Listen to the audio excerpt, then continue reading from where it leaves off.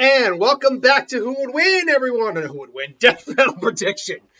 This thumbnail, by the way, I found was made by someone named Awesome Ethan64. Good thumbnail, by the way. Good work, dude.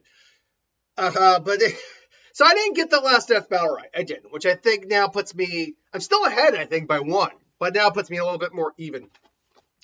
When it's all said and done, I'll have to count out how my score was at the end of the year. Excuse me. Oh. But that doesn't matter, because now we have the next one.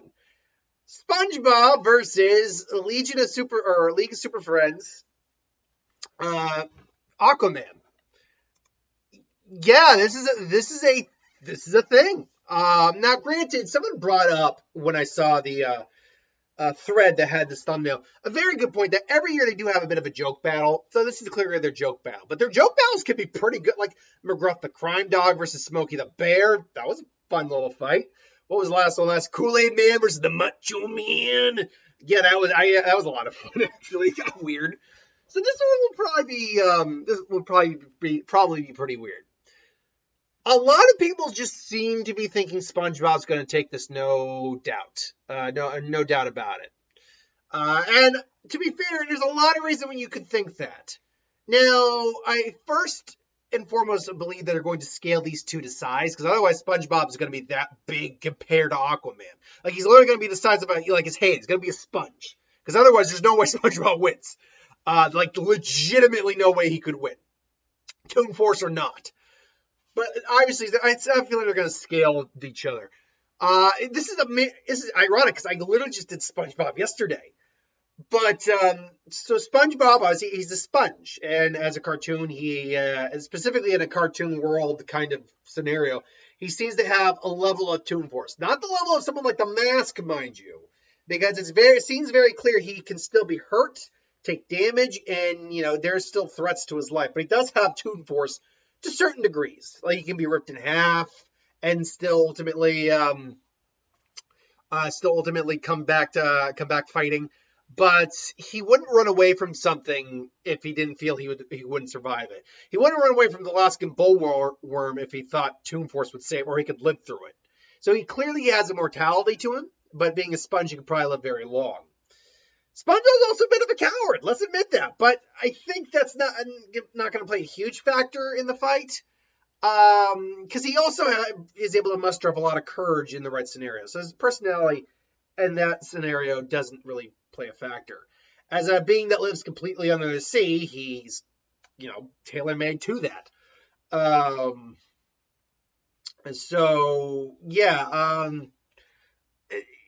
The things I brought up that he actually, he had over Patrick was, SpongeBob actually legitimately knows how to fight. They've kind of gone back and forth on how tough he is, especially his strength. His strength has been very inconsistent over the years. There's the whole Muscle Arms episode where he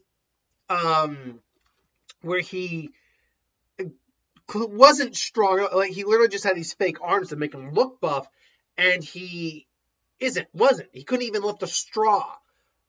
But there's been other times where he's literally lifted Sandy and tossed her like a bowling ball. So, inconsistent strength is kind of a big thing with SpongeBob. However, if we're actually going by that metric, and I can't remember everything about the later years of SpongeBob or the movies. Oh shit.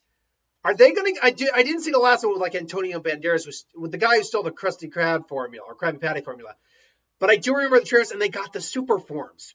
Shit, if they're going to throw the super forms in here, that could throw a whole big monkey wrench into what I'm talking about right now. Hold on.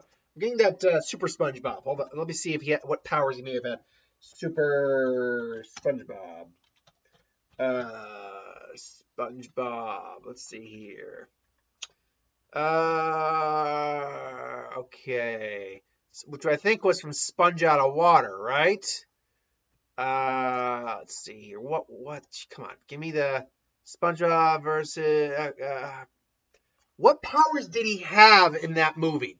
That's what I got of Sponge Out of Water. Okay, Sponge Out of Water, SpongeBob, Super SpongeBob, Sponge Out of Water. Sponge Out of Water. Because, yeah, I completely forgot that. Sponge out of water. About that super form we got. If that form is used in the show, in the fight. Let's see here now. How much is SpongeBob? Super SpongeBob. Okay, I'm still looking it up, but yeah, if that's used in the fight, that could change the whole dynamic. Point being, what I was trying to get at though is that SpongeBob, SpongeBob, when you actually realize, yeah, he lifted Sandy. He lifted a squirrel. People, I think, need to kind of hold on for a second and realize, no. He's still a sponge, roughly the size of your hand, and he lifted a squirrel, which proportionate to his body size and weight is very impressive. But it's not a very impressive feat when you're talking about a character who, even by Super SpongeBob, let's see, let's try powers and ability powers. Which even if you're talking about think words here, even if you're talking about Super Friends physiology and strength and how weak they are compared to other versions, Aquaman is still, and I have his stuff up here, is still capable of lifting at approximately 8 tons. Guess what? SpongeBob don't have that kind of strength. Toon Force be damned, he doesn't have that kind of strength. But yeah, what was the power set of the Super SpongeBob character? SpongeBob superpowers.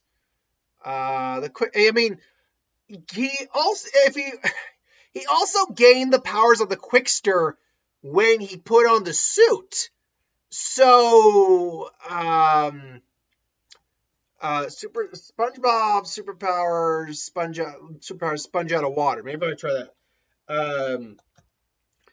But yeah, so if they give him the suit, he'll immediately be able to outspeed Aquaman, sure.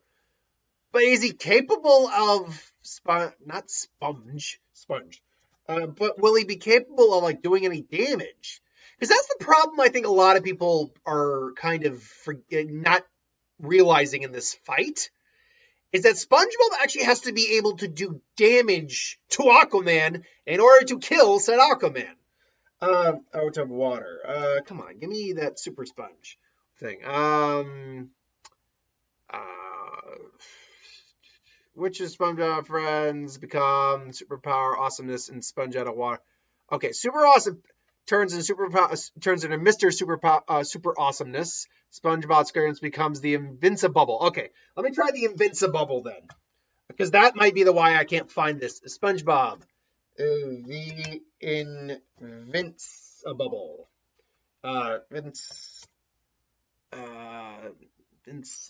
Bubble.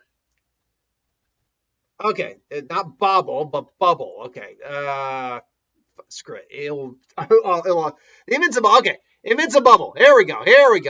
Where are you, Invincibubble? Or not? Wow, man, why is it hard to find this crap? Like I wouldn't have had a big issue with this had I not realized that SpongeBob becomes the Invincibubble. Yeah, the Invincibubble. I mean, I wouldn't have had trouble if I had remembered to actually look for it, but it literally just came up off the top of my head like, crap, that's a thing I need to look up. Okay, the Invincibubble. Okay, the Invincibubble SpongeBob. Here we go. Come on.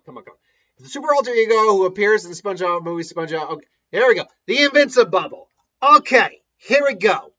Can use his wand on top of his head to blow bubbles. Great! Do those bubbles do anything special? Is there a different wiki I can go to than this crap? Give me a better wiki than this. The Invincibubble. Okay, come on. Give me the Invincibubble. Give me something here. Anything. Because I'm sure this guy must have powers. Because you can't just oh god, I almost wish I had seen the damn movie now, just so I'd known. Crap. For the time being, I can't take Invincibubble into the equation. So, but what I'm trying to get at here is I think people are using the Toon Force, specifically the Toon Force, as a way to be like, yeah, SpongeBob's totally gonna beat him.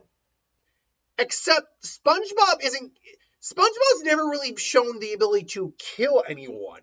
he doesn't even beat Sandy a lot of times in their bouts. So add on Aquaman already being far stronger than him, having superhuman durability to be able to survive at depths of 3,400 feet below surface. I mean, that doesn't really matter because SpongeBob and him are probably actually probably roughly compatible. If not, SpongeBob might be a little bit more durable. Telepathy, can communicate with animals. Animal control, this one I feel like people overlook. He can literally control the minds of virtually any marine creature, forcing them to do his will. So there's two ways this fight might actually go down. It either is going to work or it won't work. The question will basically be, does Aquaman do this at the beginning of the fight, or does he do it at the end of the fight? Or does he try both? Is it going to be where he tries it and it doesn't work on SpongeBob?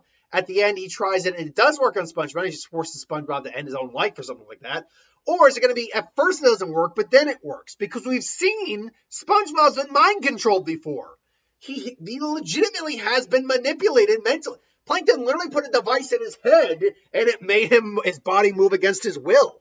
Now, to be fair, when I say that loud, it is making his body move against his will, not his mind. But he was susceptible to the orb of confusion, as we saw.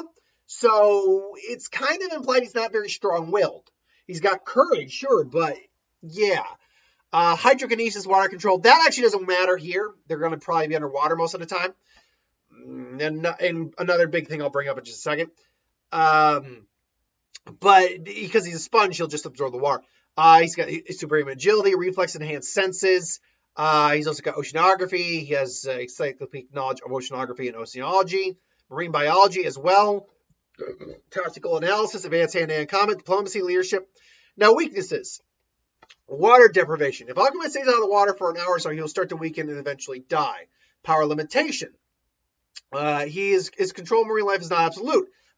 As he couldn't always take control of all forms of underwater life. In fact, the more intelligent they were, the less likely he was to control them. Dolphins and other animals of that species, cetaceans, were usually too smart for him to control, so he instead would telepathically ask them for help. Still, there were other life forms that were more hostile in nature that were less likely to help Aquaman and even more likely to attack him.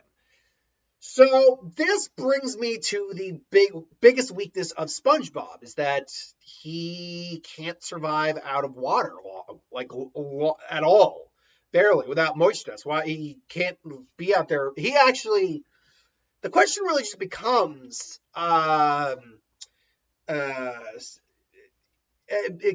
who's going to weaken out of the water a lot longer? Who's going to weaken first? And who's going to weaken the fastest? And if Aquaman stays out of the water for an hour or so, he will start to weaken. I think that is the key difference between the two. SpongeBob very quickly started to just, when we really watched that episode, he wasn't in Sandy's place for very long at all, before he started to just shrivel up and die. So, I mean, I think he was there. If we're really looking at that,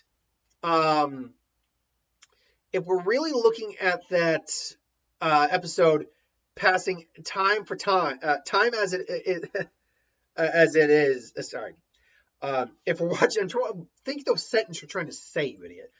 If we're watching the time in that episode pass as time in the episode is passing, how long the episode is, SpongeBob is not in there for more than 10 minutes before he is gasping to get the hell out of there.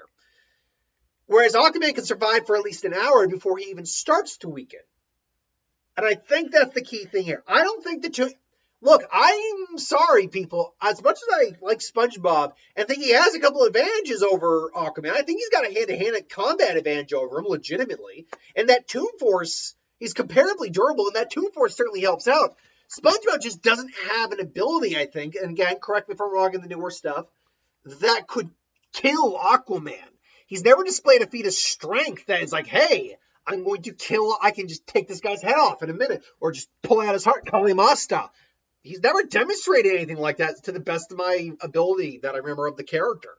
So, despite what I think a lot of people are thinking, I think Aquaman, despite his goofiness, is going to take this. Now, I could be dead wrong on this because, again, I have not seen the more modern stuff of SpongeBob. So I could be dead wrong on that. And if I am, cool, great, whatever. We're all friends here. But I think Aquaman is going to win this one. And then we'll get the Halloween episode literally on Halloween this year. So that's great. But until then, what do you think? Who do you think? Let me know in the comments below. But thanks for watching. Hope you enjoyed. And I'll see you folks later.